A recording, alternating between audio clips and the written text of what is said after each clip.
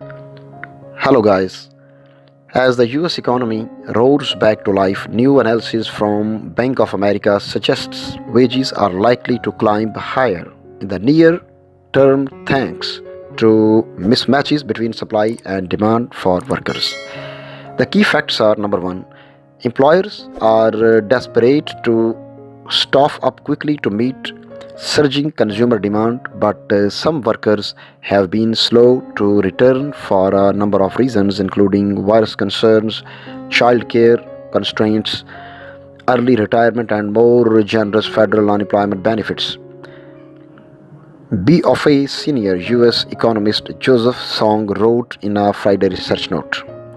Number two, it's really clear some workers are holding out for higher pay before they re enter the workforce. The average self reported reservation wage, the lowest wage a worker says they will accept to start a new job, has grown 21% since the fall of people earning less than $60,000 per year, according to data for the New York Fed. Number three, according to Song's analysis, wage growth will be stronger in sectors that were hit hardest by the pandemic, including construction, real estate, hotels, and food services. Number four, there are also the industries that tend to employ more workers at the lower end of the income spectrum.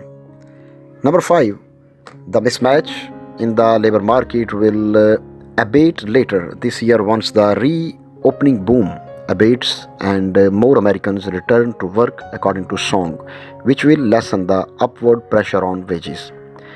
Now we come to the crucial quote by Song.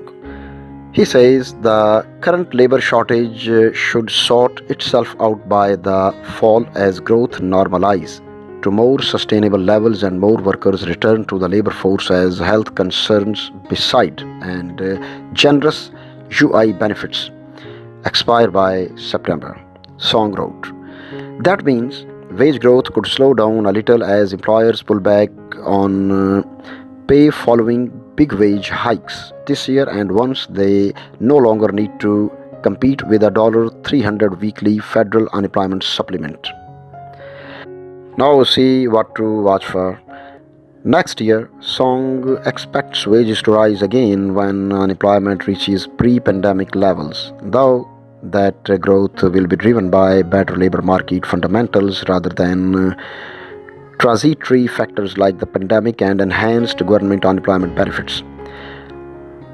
Now, the 4.2%, that is the unemployment rate Bank of America is predicting for the end of 2021. 4.2%, yes. Down from 6.1%. Rather, it will not be 6.1% and has been changed from 6.1 to 4.2%. It expects unemployment will fall even further to 3.5% at the end of 2022.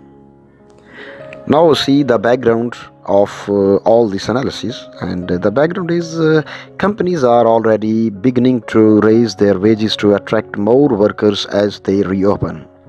Amazon is raising its average starting wage to $17 per hour, and McDonald's plan to raise its wage starting pay at company-owned stores to $15 per hour by 2024. Chipotle said earlier this month that it will raise its average wage to $15 per hour by the end of June. Under Armour said Wednesday that it is hiking its minimum wage from $10 to $15 per hour, and Bank of America itself announced this week that it would raise its US minimum wage to $25 per hour by 2025. Now, the last portion of this analysis is tangent as big businesses hike pay. The Wall Street Journal reported Thursday that some small businesses are struggling to remain competitive. The chief client officer at a St. Louis office furniture dealership told the journal that he has had to raise wages in order to fend off competition for workers from larger companies including Amazon.